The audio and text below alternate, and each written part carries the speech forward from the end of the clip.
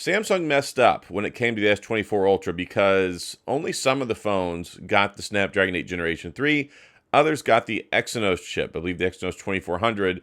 And it looks like, if the rumors come true, that Samsung might be making things right with S25 customers because the new Snapdragon 8 Elite processor is coming out. Well, it's out now, and it's going to be in the S25 series phone. But it looks like, if everything holds true, if this actually happens, all of them should get the Snapdragon 8 Elite. And I think that that's really important, and I think Samsung has to do it. Like, they absolutely have to. Why is that? Because the new Snapdragon just got announced. We've seen the MediaTek chips. We've seen some of the Exynos chips.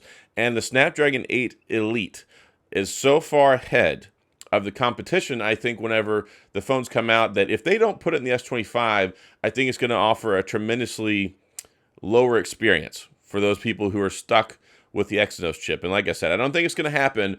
I think they actually have to do it. And I was reading some news articles, looking into some of the rumors. And of course, you never can buy too much into the rumors, right? Because we've had rumors before where something was going to happen and it didn't. And you don't want to set yourself up too big for failure. But if you're sitting out and you decided, if you're in one of the markets, that you didn't get the Snapdragon 8 Generation 3 and you're waiting, I think that this will probably be redemption round for Samsung. And if you take a look at the Snapdragon 8 Generation 3 versus the 8 Elite, it is a huge upgrade.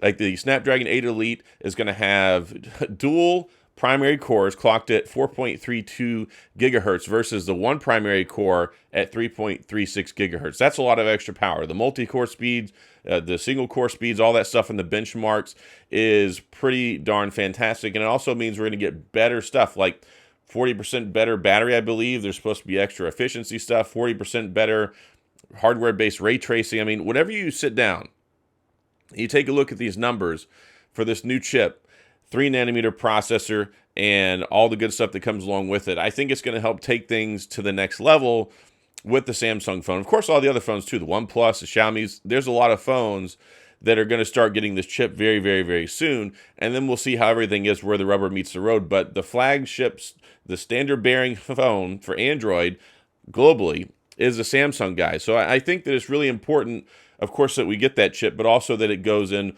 all of the phones. And I think that that's actually going to happen, because if, for whatever reason, Samsung incurs some brain damage or something, I don't know, along the way, and they make this terrible decision to put an Exynos chip in there, I think it'll be really bad for sales, and I think it'll turn off a lot of customers, especially customers who decided to wait, because it was really nice with the S23 series phones where Samsung did Snapdragon for all their phones, and they did the Snapdragon 8 Generation 2, and I think that that was a really good thing, and I think a lot of people really like that, because for the longest time, and I can even remember back, years ago, where it's like, yay, we've got the Snapdragon chip in the American model and some of the other markets, and then the rest of the guys are like, yeah, it must be nice, we've got this crappy Exynos chip. And, the Exynos chips are fine.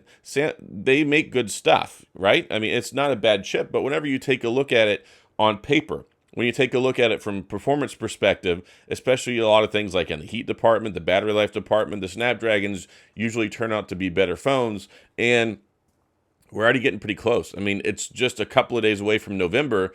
The S25 series phones are going to come out in January. Sorry, my brain keeps wanting to say Snapdragon and Samsung. They both start with an S. So, yeah, I think this will be redemption round for the S25, and I think it's going to really help send the S25 to the next level, especially globally. And, of course, that'll help Samsung sales, I think, because I think more people buy in and put trust in and expect that if you're going to buy such an expensive phone, you should have the best of the best. Now, are there any other considerations or concerns that come with this? And I've had a lot of people in the comments saying, okay, well, I don't believe it, whatever. That's just on paper. Like, look, on paper, it looks pretty darn good. In the benchmark lab, it looks pretty darn good. But one big concern people have is that the price might go up. And I don't think the price is going to go up. I mean, yes, there are tremendous upgrades here, but when you take a look at the fact that the S24 Ultra is already more expensive, and we're no longer in the $11.99 apartment, they bumped it up to $12.99.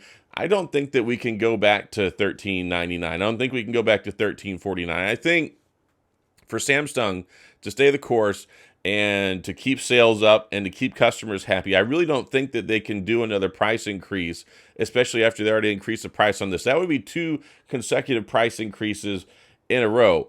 And it was bad enough with the first one. I'm like, okay, great. We got titanium. We got the cool anti-reflective screen. We got the new bright screen. We got the slightly new form factor. We got the new chip. Like, there were a lot of tremendous upgrades. And of course, the 7 years of operating system updates, 7 years of security patches, Galaxy AI.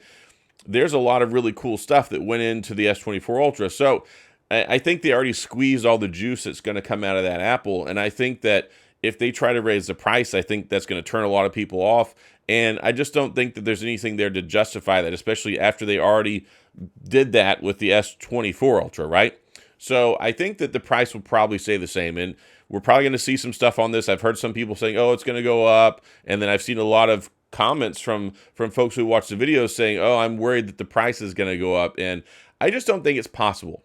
I really don't think that they can do that, especially because they're already the most expensive flagship phone in the U.S. that's out there on the market. I mean, even the iPhone is $100 less. For the iPhone 16 Pro Max, it comes in at $11.99 instead of $12.99. So I don't like the $12.99 price point. I think they should have kept it lower. But, you know, with the economy, the price of everything going up, materials, supply chain, all that stuff, I mean, I get it. I guess they had to do it. Maybe. I don't know. I don't think it was the right decision. I never like price increases, but I don't think we're going to see a price increase here. I think we're going to see performance increase, and I'm really interested to see what it can do to the camera, because one area where Samsung lags, not that that's a pun intended there, I know we still have some shutter lag issues. It's not as fast as iPhone. It's not as fast as the Google Pixel phones. It's gotten better. I do believe it's gotten better, and I think it's mostly fine for me. I don't really have any issues with it. But the lag that I'm really talking about is when you take a look at the overall camera performance. I think a lot of people have not been super impressed. And I think Samsung sets themselves up for failure in that department, because when you have a 200 megapixel phone or camera, even though we know that a 200 megapixel camera doesn't guarantee it's going to be a better phone, especially with all those megapixels. I think that's one of the things, especially when you're doing RAW and different things like that. It adds to that delay in the shutter stuff. I think that they need to work on camera optimization. Honestly, I'd like to see them go back to the 108 megapixel. I'd like to see them maybe go to a 50 megapixel. Megapixels is not the selling point. I think people will buy the phone regardless, but I think when you take a look at the best phones in the market out there and the smartphones, you take a look at the cameras, DxOMark score, US, Pixel's number one. The iPhone's right behind by like a point. Like, the Samsung is always down the ladder.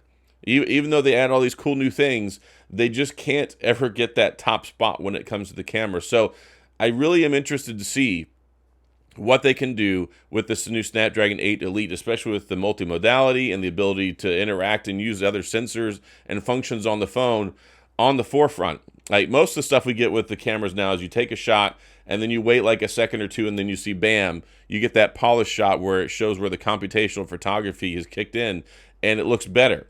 Well, that's after we take the photo. What can we do ahead of the shot, right, to make it a better photo overall? And I think with this new Snapdragon 8 Elite, if they can optimize this properly, you get a new image signal processor in there and all this crazy power that's going to be under the hood. One great way to take advantage of that is to try and work better with some of the sensors, the lighting, different things like that, to kind of precondition the camera and make a smarter auto camera mode to where we can get that better shot on the front end and then polished on the back end. But there's just so many implications when you talk about all this power, and a lot of people are like, oh, I don't need that. I just take pictures and surf the internet and text messages. Like, yeah, you can do that with a $100 phone. Like, people aren't buying the S24 Ultra or the S25 Ultra just so they can surf the internet, take a picture. Like, they want the best of the best of the best. None of this settling stuff, none of these compromises, none of this taking several months to try and chase down and try and fine-tune the camera. It needs to be ready to go on launch day. And I think one step to get there is to have the same chip in all the phones, because one other thing that people don't think about is optimization. Whenever Samsung is optimizing the One UI experience, when they're optimizing Android, when they're optimizing their phones, you have to fine-tune it for the chip. So if you've got two different phones, like if you've got the S24 Ultra and you're trying to fine-tune the camera and the different image signal processor in one version, and then the Snapdragon in the other version, I think that makes it harder for them to try and dial it in, especially with a one-size-fits-all approach with an update, and get it where it needs to be. So I think there's a lot of upside with this new chip that's going to come out. I think it's going to give us great performance. We're going to have, I think one person said in the comments, this phone with the new chip, the way it sounds, is it'll actually last 7 years. And I think the Snapdragon 8 Generation 3 will last 7 years. I think when we look back, there are still people using a Note 8, still people using a Note 9, still using an S9, S10. Like, these phones are kind of older now, but they still work. So I think years beyond that, when we have such powerful and fantastic hardware, I think it brings it closer to home where people think, hey, this phone could actually last that long. Now, is the battery going to hold up that long? Are you going to want to hold on to the phone that long? I don't know. Like, that's going to be an individual decision. I don't think a lot of people keep their phones for 7 years, but there's a lot of great benefits coming down the pipeline with this new chip, and I'll be excited whenever it gets here in January. But most importantly, I think Samsung's got to put it in all their phones, and it looks like that's probably what's going to happen. So we'll see what happens. Let me know. What are your thoughts? What are your concerns, opinions on this? Are you excited about the new chip? Do you think that it's really not that big of a deal?